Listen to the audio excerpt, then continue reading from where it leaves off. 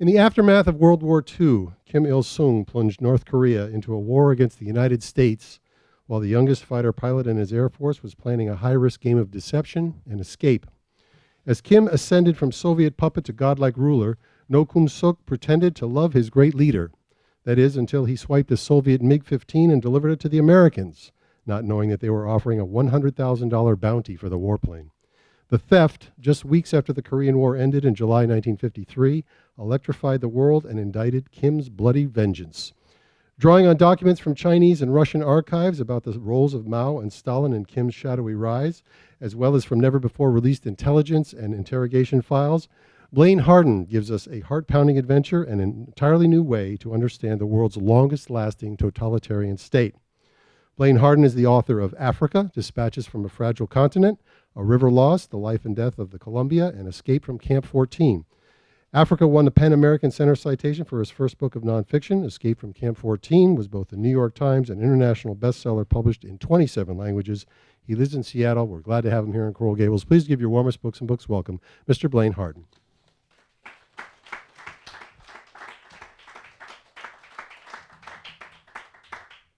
Thank you. Thank you. I'd like, if you have questions, please interrupt me.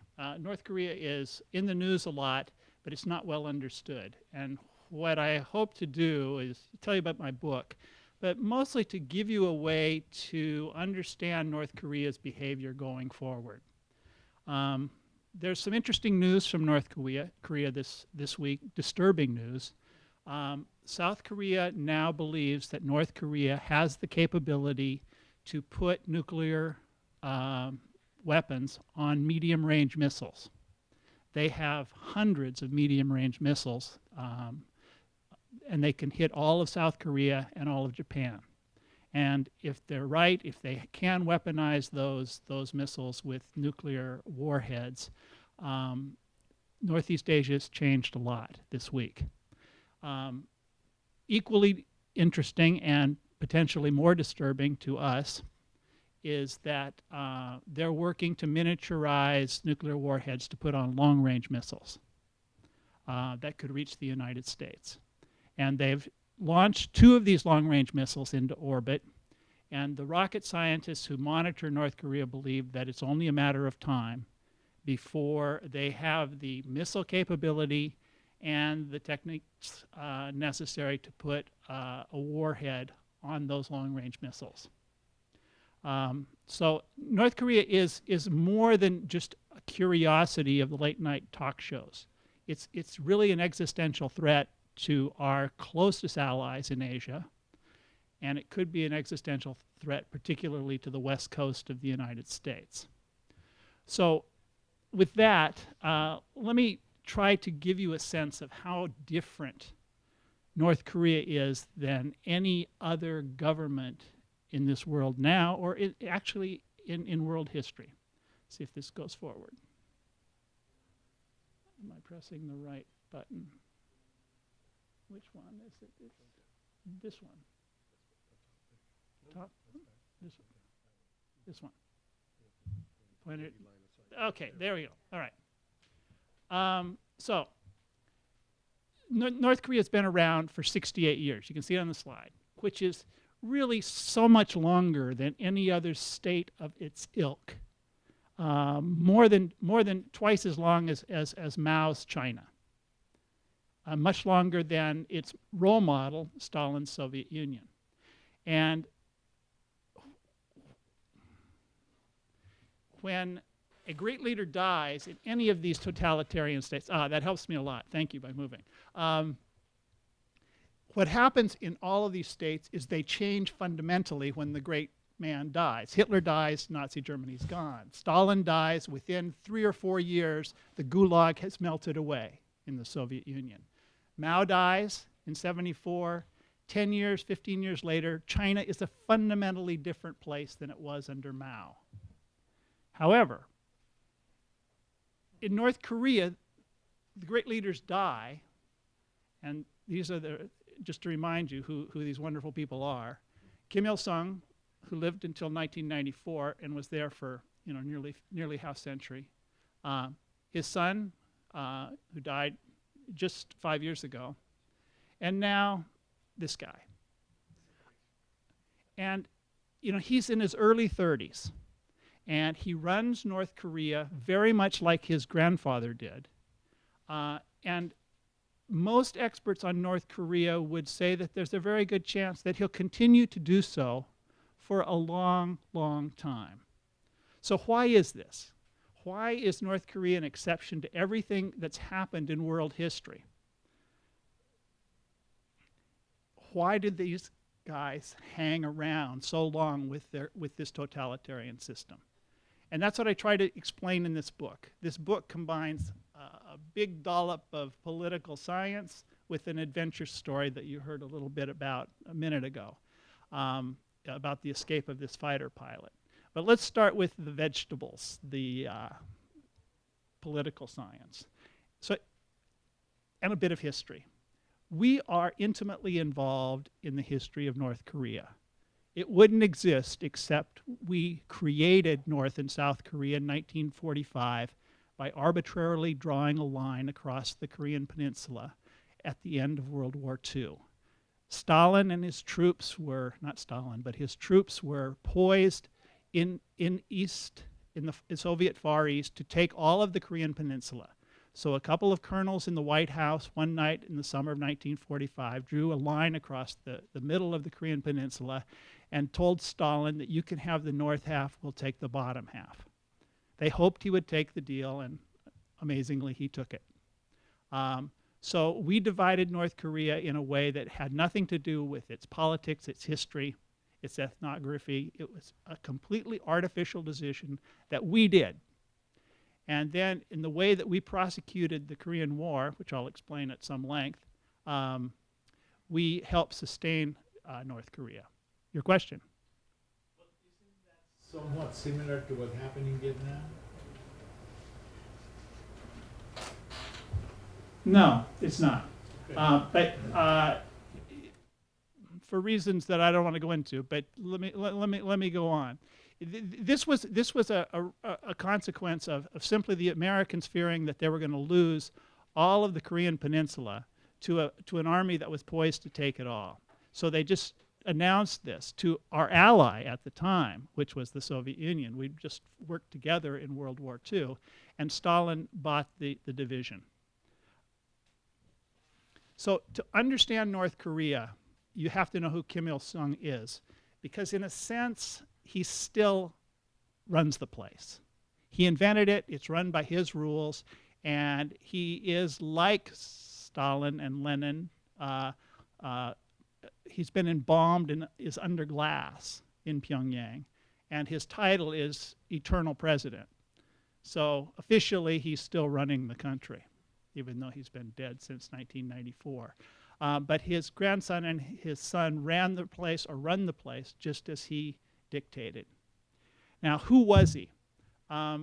He was the son of Presbyterian educated Koreans who went to Manchuria, northeastern China, to escape the real rigors of Japanese rule. The Japanese controlled the entire Korean peninsula for the first half of the 20th century. Kim Il-sung's family went to Manchuria, where Japanese control was less heavy-handed. But it was still heavy-handed, and when he was a teenager, he became an anti-Japanese fighter. And he was really good at it. It was the only time he was really good at anything military. So he went into the bush, he organized a group of ethnic Korean rebels, and he fought against the Japanese. He killed a few, and in the process, he became famous. The Koreans bridled under Japanese rule. They hated Japanese rule for this half century. And any Korean who fought against the Japanese successfully was worth paying attention to. So Kim Il-sung became a legend when he was in his late teens and early 20s. But then, like all of the Koreans who fought against the Japanese, he lost. And everybody that he fought with, except for a couple hundred people, were killed. He was lucky. He escaped to the Soviet Union, to the Soviet Far East, became a captain in the Soviet Army, which this is an important development. It gave him 4 or 5 years to get married, to sort of heal his wounds of living in the bush, to have a son. The cute little boy you see there is the dear leader, Kim Jong-il, who we saw on television for a few years before he died. And then the war, World War II ended. The Soviets marched into North Korea, and they needed a puppet. They needed somebody who had some street credibility, who had some political skills, and they chose the great leader. And the great leader chose Stalin as his model. So he put up about 34,000 of these statues as of the 1980s. Many thousands more have been built since then, along with statues of his son and grandson. But he also imitated Stalin in every conceivable way. He closed the borders, he controlled information, he created concentration camps. He invested virtually all of the economy into a military. And because he was politically ambitious, he sweet-talked Stalin into giving him enough military hardware to attack the South, which he did, and very successfully for a few weeks.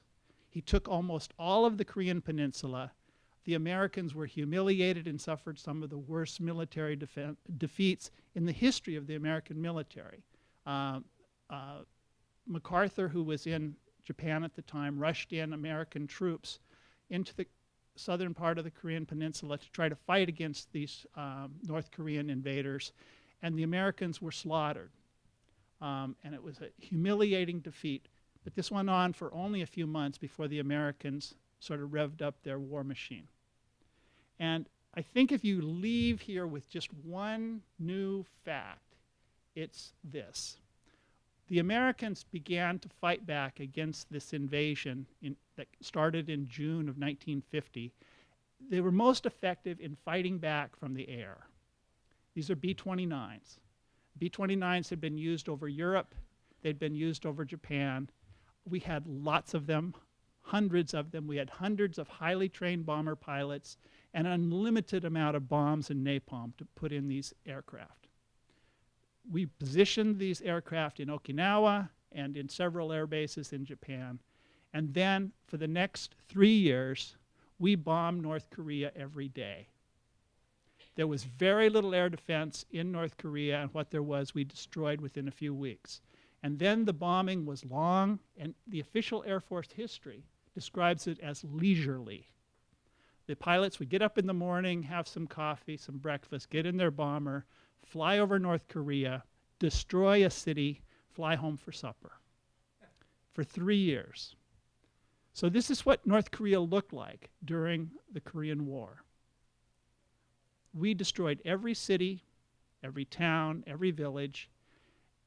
The consequences of this bombing echo in the behavior of Korea today. But just to make sure, I'm not exaggerating what this bombing did. This is what Dean Rusk had to say. Every brick over a brick was blown up. And very often they blew up a city and then they would napalm it later and burn the rubble. Curtis LeMay, who was the sort of the brain trust for the bombing strategy, he said that we killed 20% of the population of the country. Now, this is not a big country, and it's not a big population, about 10 million people, but if you project what we did to them, if they were to somehow have done it to us, North Korea would have killed 30 million Americans in the 1950s, which would have been, of course, the greatest catastrophe in the history of the country. So this bombing was the greatest catastrophe in the history of North Korea, or of the Korean Peninsula. And what's important to understand is that the Kim dynasty, Kim Il-sung, the great leader, his son and his grandson, used this story, used these memories to justify the kind of government that exists there.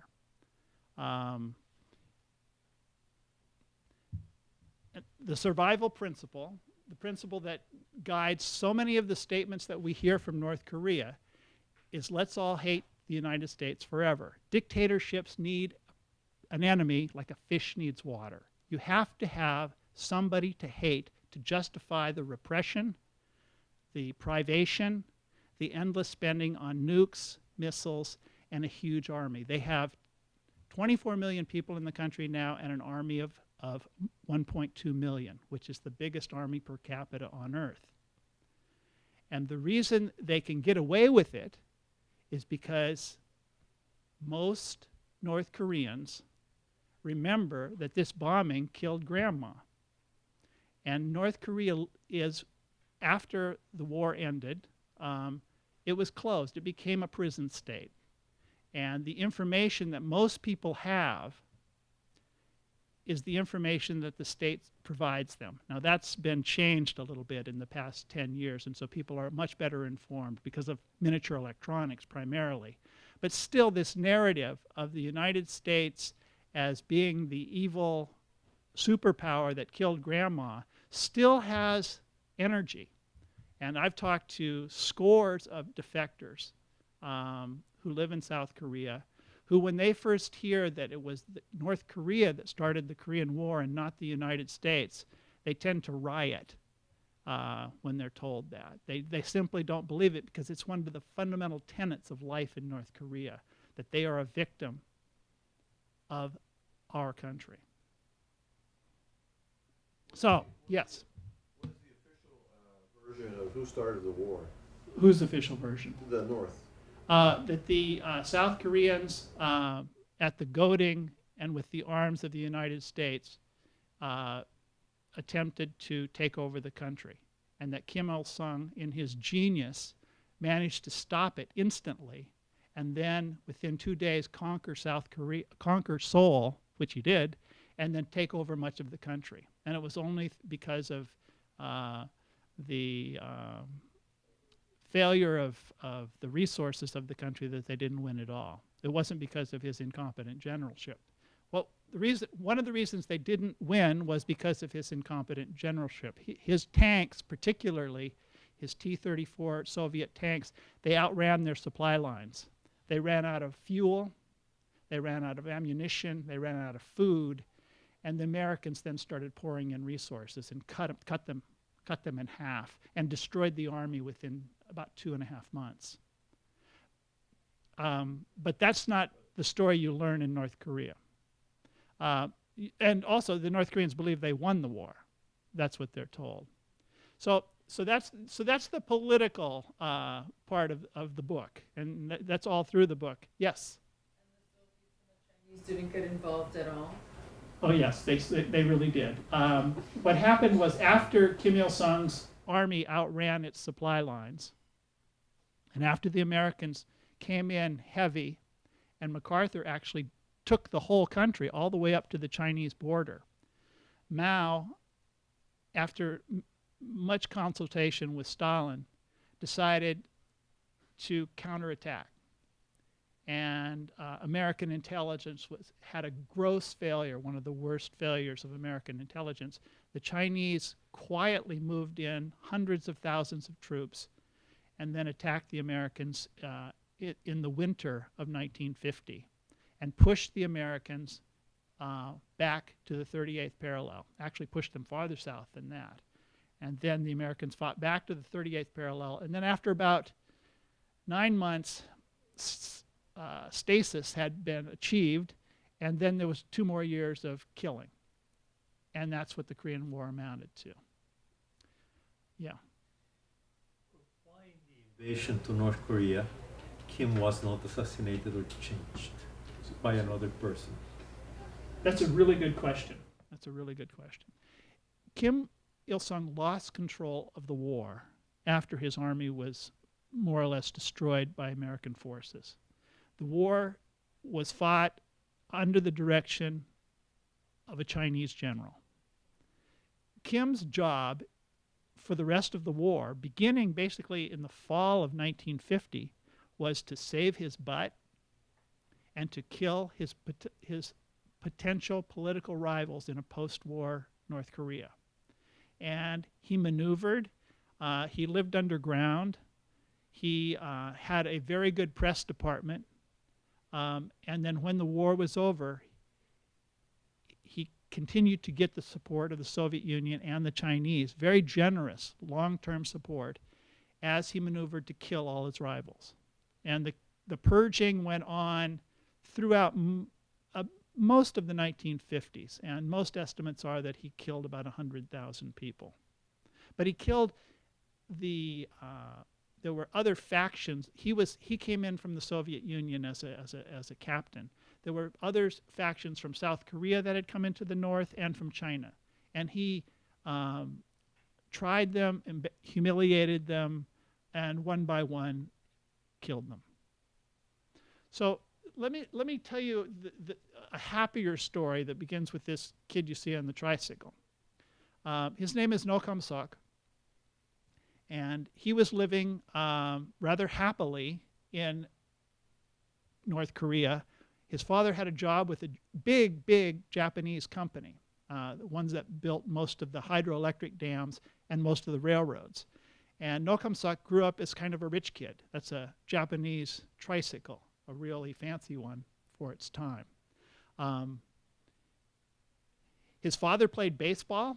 His father actually had lots of Japanese books that described the good life in the United States, which No Kam Sok, the little boy in the pith helmet, when he got a little bit older, he read, and a seed was planted that the United States was a great place to live for him. And as I said, he was rich. His mother had furs. He had furs. His father spoke Japanese very well, and so did he. But then the Russians came in 1945. His father died, and the little boy had to figure out how to survive in a communist North Korea run by Kim Il-sung, a leader that he saw speak, and he could see the demagogic power of this guy. So No Kam Sok decided to become a performance artist, in a sense, at a very young age. He decided to become a #1 communist.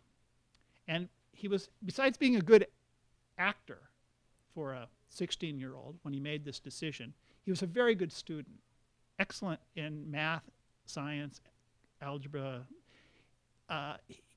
He joined the Navy as a cadet, which was an elite school under Kim Il-sung, and he became the youngest fighter pilot in the North Korean Air Force. And he was lucky in that respect, as they plucked him out of North Korea, put him into Manchuria, and put him under the training of Russian MiG pilots, who taught him how to fly the MiG-15, which at the time, in the mid-40s, was the hottest, most lethal jet fighter in the world. And he learned, and he ended up flying 100 missions against the Americans in the Korean War. The MiG, for about a year, was the best aircraft in Korea, and the Soviets, the Chinese, and the North Koreans used them to protect troops that were fighting against the Americans, and to try to shoot down some of these bombers in one part of North Korea called MiG Alley, right near Manchuria. And for about a year, the MiGs did very well, but the Americans came in with a better jet, an F-86. This is a MiG-15. And the fight that went on then for about a year was the first dogfights between jets in world history. And most of the best pilots of the MiGs were Russians, and all of the pilots for the Sabres were Americans. And everyone knew that there were Russians up flying those planes because they spoke Russian over the radio. But it was not announced either by Stalin or by the United States that we were at war in the air with Russia during the Korean War. It simply was a secret that was kept because neither Truman nor Stalin wanted to escalate this war outside of its Pennsylvania-sized playpen, the Korean Peninsula. So it was kept there, even though this was the fight that was going on. The Americans had better planes in the end and had better pilots, and then they started shooting down the MiGs. It was kind of a slaughter. No Kam Sok realized that, and so he would go up in the air and try to stay away from the Americans. And he succeeded. He really managed to talk tough when he was on the ground with his colleagues and then go up in the air and run away. And when the war ended in the summer of 1953, he was very much alive and very eager to get out of North Korea. And he had training in flying a very good escape module that went 626 miles an hour or something like that. And so on September 21st, 1953, he went up on a routine training mission from Pyongyang. He was flying alone that day, which was unusual. Usually he would have a wingman or be in a formation. And he flew away from his great leader. And he'd been planning this in one way or another for 5 years. It took him about 24 minutes to get to Gimpo Air Force Base near Seoul. He landed safely against the traffic, came in from the wrong direction. He came in low, and he came in on a morning when the Americans, by his sheer good luck, had turned off the radar for routine repair that day. Otherwise, they would have shot him down. There were 30 or 40 MiGs in the air circling the base as part of the training that was going on. But the radar was off, and he came in low, and he came in from the north, and he came in with the wind, and they weren't expecting him. And the first they knew he was coming, he was on the ground. He was an incredibly lucky guy. He got out of the car, got out of the plane, and shouted, "Motorcar, motorcar," which is the only one word of English he knew, and he shouted it many times. And when he said motorcar, he was sort of summing up all that he had hoped, all that he had planned, and all that he'd hoped to be, which was, you can have this MiG. I want to go to the United States and take me to your leader, basically. And that's what happened. But one thing that he didn't know is that 6 months before he took off, 6 months before he bugged out of North Korea, the Americans had offered a reward for any MiG pilot, be that person Russian, North Korean, or Chinese, $100,000 if they would bring a battle-ready MiG to an airport, Air Force airport in South Korea. And the Americans dropped more than 1 million leaflets advertising this offer. They called it Operation Moolah, which is a great word from the 1950s. Million leaflets, and they broadcast it in several languages on shortwave radio for several months. He was living in Manchuria, where his plane was based while the leaflets were being dropped, and he never heard a thing about Operation Moolah until he landed. And then he was put in this strange situation, is that when he finally started talking to people who spoke Korean, they kept saying, "What are you going to do with all your money?" And they never really explained the mechanics of Operation Moolah, which is if you land, we give you the money and you go to the United States and everything will be great for you. So he didn't know any of this, and it took him several days to sort it out. And when he finally understood that they were going to give him $100,000, which is equivalent of about $1 million now, and really an incredible amount of money, he was very happy to hear this. He said, "Sure, I'll take the money." But Operation Moolah had been broadcast and offered without checking with the President of the United States. And there was a new President of the United States that year, Dwight D. Eisenhower. Dwight D. Eisenhower had bad experiences with people who stole airplanes. He'd given a couple aircraft to some free French pilots. He thought they were free French, but they took his planes and gave them to the Germans, which infuriated him. So on the evening of September 23rd, 1953, when No Kam Sok landed his plane and this offer of the $100,000 was given to him, Dwight D. Eisenhower was traveling that day in Boston. He sat down that night and wrote a letter.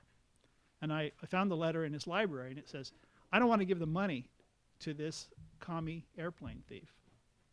Let's find a way to gyp him out of his money." That's a sort of a paraphrase of what Dwight Eisenhower wrote.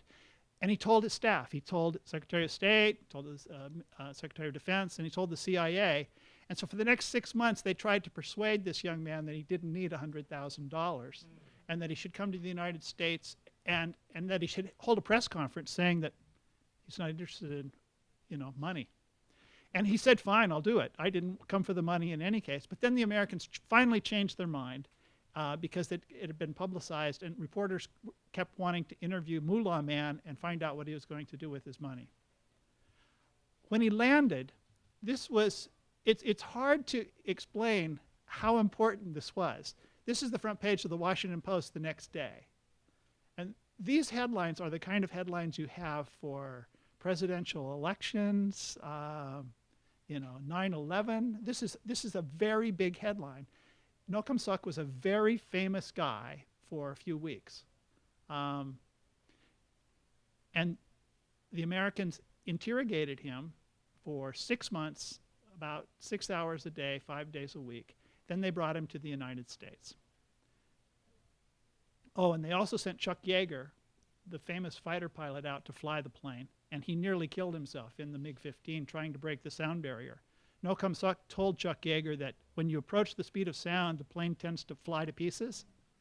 And Yeager took it up and tried to get it to go past the speed of sound, and he could not get it to do that. And he almost crashed it, but he didn't die.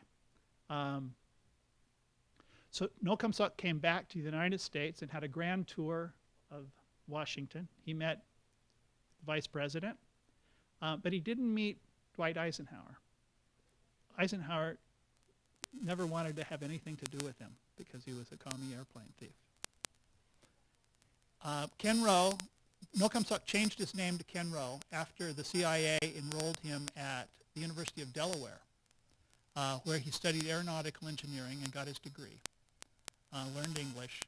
And then he was only 21 when he landed that jet in South Korea. And then he went on to have a very successful career as an aeronautical engineer.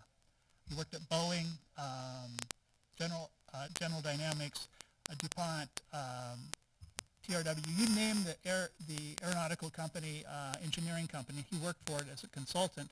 And he retired and then taught in Daytona Beach at Embry-Riddle University, taught thermodynamics for a number of years. And now he's retired. And he lives in Daytona Beach.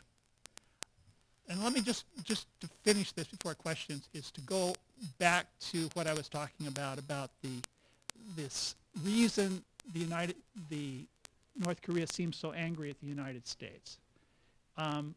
It's good dictatorship business to have an enemy. It's a fact-based narrative that the United States savagely bombed North Korea and gave the Kim family this wonderful story. It gave them a permanent evil enemy to hate and to justify repression without end. And that is the narrative that continues to loop in the mind of the super extra great young leader who's now running the country. Still, elementary school students, according to an Associated Press dispatch from a couple of years ago, are still taught to bayonet effigies of American soldiers as part of their classroom curriculum in Pyongyang. And when the North Koreans make their blood-curdling threats, as they occasionally do, they said within the past 4 years they were going to nuke Austin, Texas, New York City, Los Angeles, I don't remember Miami, but Washington, D.C. And when they do make these threats, the Americans, Wolf Blitzer goes into the Situation Room and everybody gets really, really upset. And if the threats rise up and the other news flow is low, then the United States will sometimes do this. They'll send a stealth bomber to fly over Korea. This was in 2013, and this headline, the B-52 flying over Korea, is from 2 months ago. So we play in to the story that they want to tell. We fly the bombers that killed Grandma over the peninsula again. They run those pictures in the paper, tell their people the Americans are still out there, still coming to get them, and they have a narrative that allows the state to have a measure of legitimacy, even though it is incredibly cruel to its people. And I think this is a very useful way to think about North Korea going forward, because I don't think the place is going away. So I'd be happy to answer questions. They had a terrible experience, I think, under the Japanese before. Yes. Is that also an undercurrent in all this with resentment of foreigners in general, or certainly occupiers? Or is it the Japanese and the Americans that they hate, or just the Americans? Or Well, do they ever you know, bring up the they would hate the Japanese if it was politically useful but you know, it wasn't just North Korea that was repressed. It was all of Korea. And the relationship between Japan and South Korea continues to be problematic because the Japanese continue to waffle over their over the cruelties they visited onto the Korean people, particularly the issue of the comfort women, the women who were forced to be sex slaves to Japanese soldiers during World War II. The Japanese government apologizes, and then it sort of backs away from that apology, and then it approaches it again, and then it backs away. So the relationship between all of the Korean Peninsula and Japan is problematic because of the history. The Japanese practiced a kind of colonialism as totalitarianism when they were in control for nearly half a century. They changed the names of the people to Japanese names. They forced them to speak Japanese in public life, desecrated religious shrines, and basically taught people that if they understood themselves properly, they would be Japanese and not Koreans. And the Koreans hated that, and there's still, in South Korea and North Korea, this, because it lasted so long and the cruelty was so great. And the apologies from the Japanese have been, sometimes they seem sincere, and then there's been equivocation, because there's a right wing in Japanese politics that doesn't want to apologize for World War II. Yes? Do we know what happened to the pilot's family? Oh, that's a really good question. A really good question. The Kim regime for 65 years has practiced collective punishment. They punish families. No Kum-suk knew that this would happen to families of people who defected. When he defected, his father was dead. His mother had gone to South Korea during the war. His mother had. He didn't have any siblings. So he had no immediate family for them to kill or to put in a camp. He did have a very close friend who was a fighter pilot who was quickly killed after his defection. And then he had several associates. They were basically his superior officers who were either killed or removed from their jobs. And he heard that later from a couple other defector pilots. But if you talk to defectors there are about 28,000 North Korean defectors now living in South Korea. Most of them have arrived in the past 15 years. And I've talked to lots of them, interviewed lots of them over periods of years. And they all live with this terrible burden of guilt for their relatives. And most of them were poor people who weren't important, and whose families, they weren't important enough to go kill their families. But their families are politically isolated, and some have been put in camps. I should say that North Korea continues to have political labor camps, concentration camps, which are modeled on Stalin's model. They've been there since the late 1950s, and you can see them on your phone if you care to take a look. So all you got to do is look up political concentration camps in Korea, and they're highlighted. There's been new construction on some of these camps since Kim Jong-un came to power. He has the border with China, which had been semi-permeable during his father's era because of a famine in North Korea, and they needed a release valve. That border has been substantially closed, and the number of people finding their way to South Korea has been cut more than in half since 2011. Kim Jong-un is much tougher, it seems, in a human rights sense than his father. He takes very much after the great leader. Yeah. So if North Korea is such a poor country, how are they getting all these nuclear sites? That's a good question. It is a poor country, and it's a very, very unequal country. In the late 60s and 70s, Kim Il-sung sorted people. You know the Harry Potter, the sorting hat? They would put on, he would sort families based on their perceived loyalty. And those who were perceived to be loyal could live in and around the city of Pyongyang, the capital.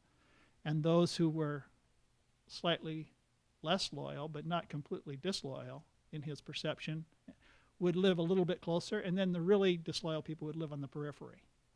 When there was a famine in North Korea in the 1990s, it became such a catastrophe the state almost collapsed. Perhaps 1 million people starved to death, which is the largest known famine in a highly industrialized, because North Korea was highly industrialized before this famine. There's never been a famine like that before.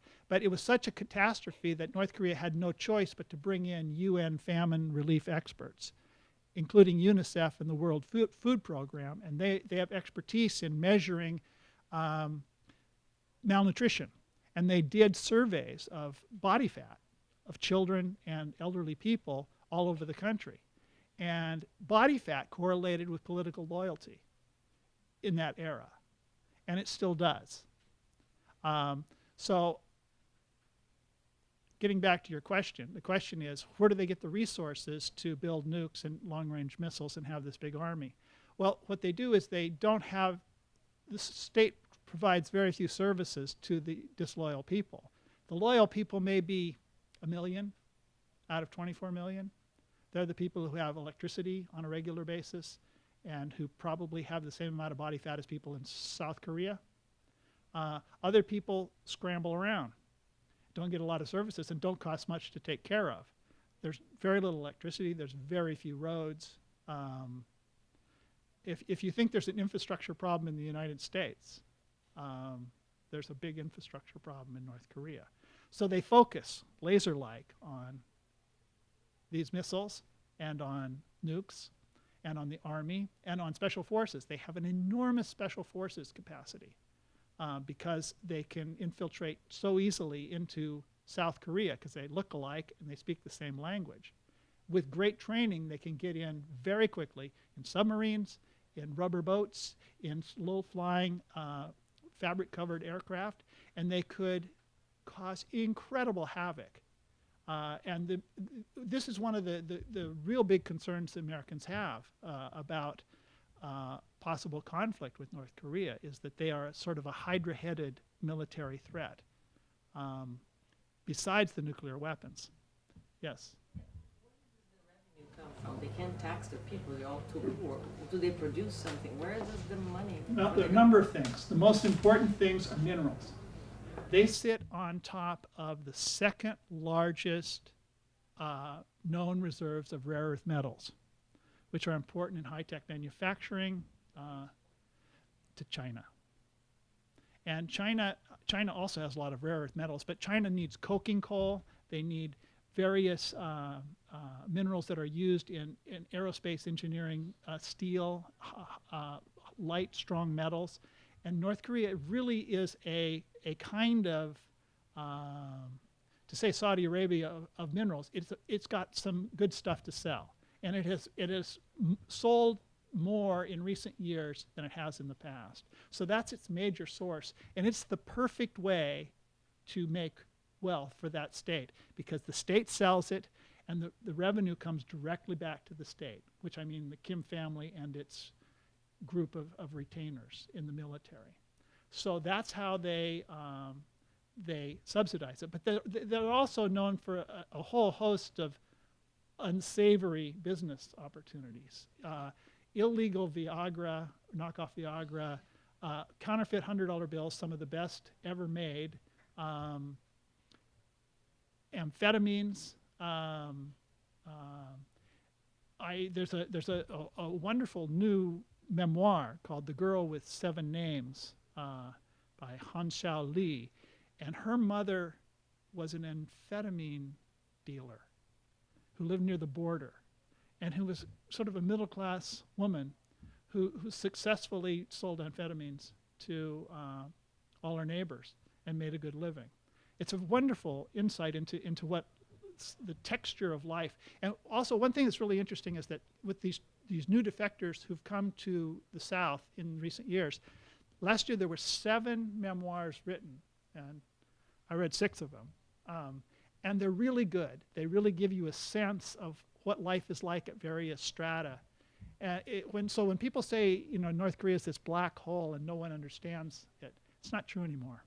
There's really a lot of information about the texture of life there. Yes? Following up on that, a few years ago I read a work of fiction, The Orphan Master's Yes, Son. yes. set Adam in Johnson's North Korea. book. Yes. Yes. And I was struck by just the life of the ordinary citizen in North Korea and some of the examples. It was very Orwellian, like just, 2 haircuts allowed and caught with a cell phone, thrown into prison. And is that changing now, or is that still? Well, things don't change much in North Korea. I mean, that's sort of I've been following it pretty closely now for 8 years, and things don't change much. But one of the great things about Adam Johnson's book, I don't know if how many of people have read it. It won a Pulitzer Prize. It's really good because it captures the quality of fear inside a family. In the book, there's a torturer, sort of one of the chief torturers in Pyongyang. He works in a basement dismembering people, but he has parents, like everybody has parents, and they live on the 17th floor of a building where the elevator doesn't work. So after he's finished dismembering people for the day, he goes and gets some rice and chicken and takes it to his parents, walks up the steps and gives them their dinner. And they know what he does for a living. And he knows that his parents could be reporting on him too. So he loves his parents, he keeps them alive, but they both fear each other. And it's infected, everything that they are is infected with fear because of the state.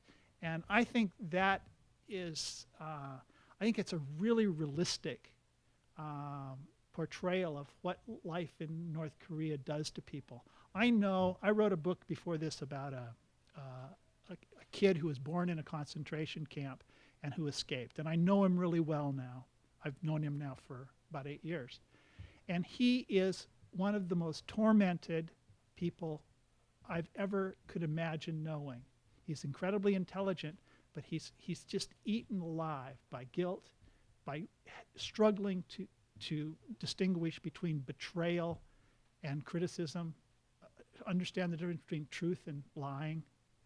All of these things are almost impossible for him to keep control of. The state is truly cruel, and it hasn't gotten any less cruel as time has gone by. I was talking about the Soviet Union and China. Life in both of those countries changed so much after Stalin died and after Mao died. But in the fundamental ways that are most important, North Korea has not changed at all. It's still the 1950s in Korea. Yes, North Korea. The Soviet Union provided a lot of support, and if so, what happened when the Soviet Union fell? And does North Korea have diplomatic relations with anyone? Well, they have diplomatic relations with the Soviet, with Russia and with China and with, I think, with France and Switzerland, UK, and UK, yeah. And a few other countries. I think Sweden has an embassy there. What was your question again? Russian support. Oh, yes, right. So Russian support was key. It created the country. It propped up Kim Il-sung. It gave him the arms to go to war. And then after the Americans flattened the country, Russian, Soviet, and Eastern Europe support was key in rebuilding the country, which they did. They completely rebuilt it. And until the 1970s, it actually had a higher GDP than South Korea, till the late 1970s. But when the Soviet Union collapsed and became Russia again, the subsidies stopped. They stopped buying shoddy North Korean stuff and stopped giving them free petrol and free fertilizer. And then North Korea went into the free fall that I was talking about that resulted in this terrible famine. And the state almost collapsed. The relationship with China has remained strong but ambiguous, which it still is. The current president of China, President Xi, has not met with Kim Jong-un. It doesn't look like that's going to happen. He seems to think he's an ass, which Mao thought his grandfather was an ass.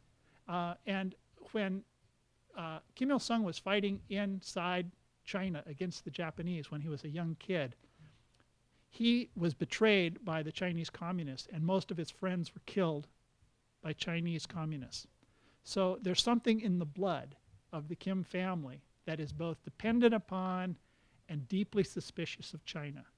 And that's also a very good way to understand that relationship. It goes all the way back to the 1930s and the experiences of the great leader. Yes? Clarify something. I just heard you say that a B-2 flew over North Korea. It flew over South Korea. Oh, South Korea, because the headline did say B-2 also flew over South Korea. I thought you said North Korea there. Okay. It flew over the Korean Peninsula. So we're not flying over North Korea. No. Okay. No, but we could. We could if we wanted to. Yeah. Yeah. Yes. Is there a international, foreign, strategic or tactical purpose for all these threats that they throw out, or is that just for internal consumption? I think, you know, Why are they constantly? It's for internal. I think the best way to understand it is that it's good politics. It makes living in North Korea, it gives a rationale. Yeah, internally. And for Americans, it just seems bizarre. I mean, people think they're psychotic. So they don't, but they don't do it to blackmail aid, food aid, or money aid, or anything like that. Do they get anything from other countries? Well, you know, when there was this famine that killed all these people, most of the food that ended the famine came from the United States. And much of the food, there was no thanks given, and much of the food was diverted to the military. The thing about dealing with North Korea is that it's just really hard. What do? Do you allow a couple million people to starve to death because you don't like their government? And the Clinton administration decided to give them food, and so did the Bush administration. One follow-up question. Would the Chinese like to see Korea united again? And No. North Korea go away? They would. Or is North Korea useful to China? Maybe 400 to 500,000 Chinese soldiers were killed by Americans in the Korean War. That's a lot. We lost 38,000. They lost maybe 500,000. So they put a lot of blood into maintaining a buffer. So there's that historical fact, plus also South Korea now is the 11th largest economy in the world with 50 million people. If it were united with the North, adding another 25 and given another 25 years of Korean energy and intelligence, they would have this incredible go-go economy on their border, closely allied with the United States. They don't want that. In part, they don't want it just for reasons going back to the Korean War, but they also have between 3 and 5 million ethnic Koreans on their side of the border with the Korean Peninsula. And they don't want those people getting ideas. So they would prefer to have a buffer state. But they're embarrassed by the behavior of Kim Jong-un, the nuclear weapons, the missiles. China, after all, is in the business of selling us stuff. And that it's not good for business. Yeah. Yeah. From the time Kim Il-sung, the time now to Kim Jong-un, different styles for Juche. Regime security during Kim Il-sung is obviously different than today's day, Kim Jong-un. How does Kim Jong-un maintain regime security within the loyalists or the people who are they loyalist supporters, or are they like more have to be loyalists? Yeah. I think it's a He's mix. been killing It's a mix. generals. It's a mix. It's his father's mix. I mean, his grandfather's mix. Purging. Kim Jong-un had his uncle Jang executed. So he's purged the old guard, those people who don't want to give complete loyalty to a 30-something guy. So he purges them. He rewards those who are loyal with whatever he can do, with, creature comforts, consumer goods, Hennessy, cognac, or whatever it is, and then vigilance. Also, the state doesn't make any sense without a Kim in charge. It loses part of its, raison d'etre. It just doesn't make sense without a Kim, in the view of the masses. So they don't want to, because the generals who command the military, they live well. Although if they show any disloyalty, they go to the camps or they die. The people that leave North Korea, they know better that this is not a godlike person, right? Yeah. So what keeps, what's within those million that you mentioned within Pyongyang, what keeps them, the regime secure? I think part of it is what they learn. They live inside a bubble and they believe it.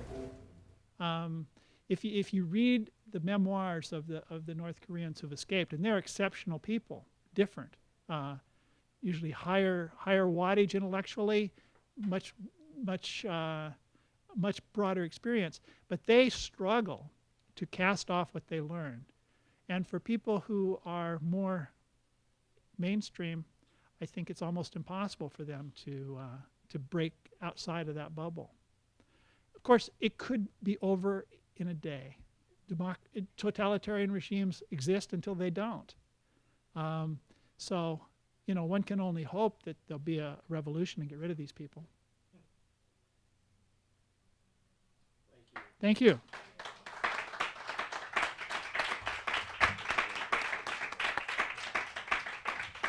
Thank you, Mr. Harden. Folks, the book is for sale at the counter, of course. The Great Leader and the Fighter Pilot. Mr. Blaine will be sitting over there signing. We also have the backlist, which he spoke of. This is Escape from Camp 14. I read this a couple of years ago. Wonderful, wonderful book. And his other one, A River Lost, The Life and Death of the Columbia, we have on sale as well. So if you purchase your books out there, we'll have them signed over here.